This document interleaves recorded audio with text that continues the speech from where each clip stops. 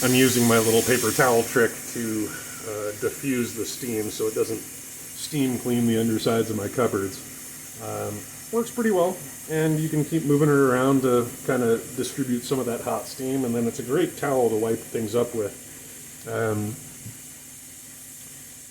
Although I'm probably not going to do it with this one because I don't really have anything to wipe up, but that steam's almost done.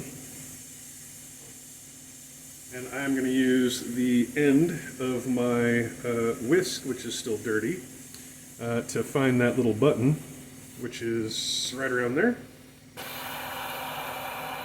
And just give that bonus vent, bit of a nudge so that it opens a little bit faster. I am sprinkling a little bit of cornstarch on my Ninja, but whatever. Now I have something to wipe up with my hot steaming towel. So, all in all, hot steaming towel for the win.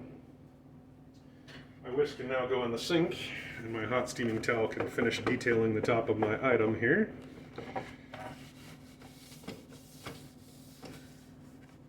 It's hot, it's steaming, it's sanitary, even though it smells like, it smells awesome.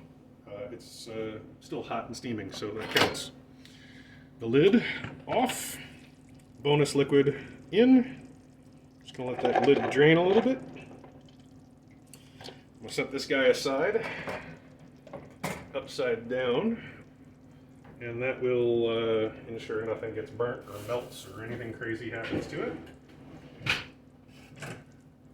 I am going to take my silicone spatula and I'm just going to give this a little rub here. You can see the oil separated. Definitely rose to the top. I'm scraping the bottoms, all the bottom areas, because I don't want any of that rice to be stuck to the bottom. I want that to be all up in here. And in doing so, I'm also incorporating a lot of that fat that rendered or got to the top. So I've mixed up now my sauce and my rice and my onions and my mushrooms. And that sauce now is looking pretty saucy. The rice is looking pretty good too. So it doesn't want to come off the spatula.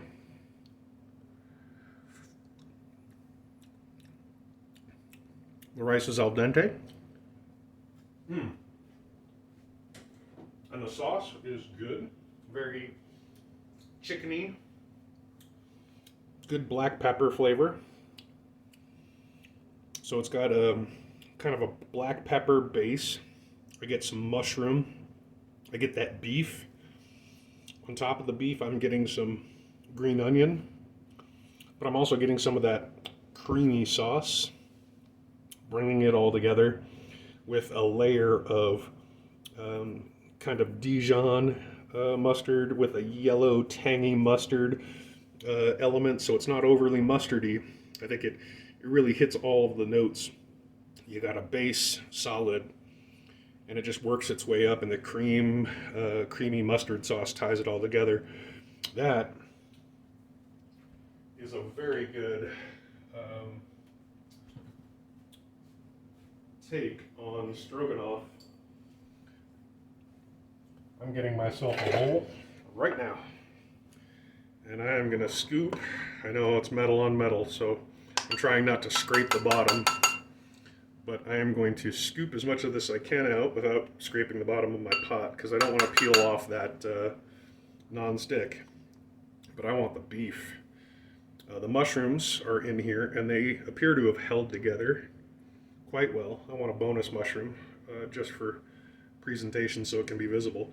But look at that ladle. I mean, the sauce is thick and creamy.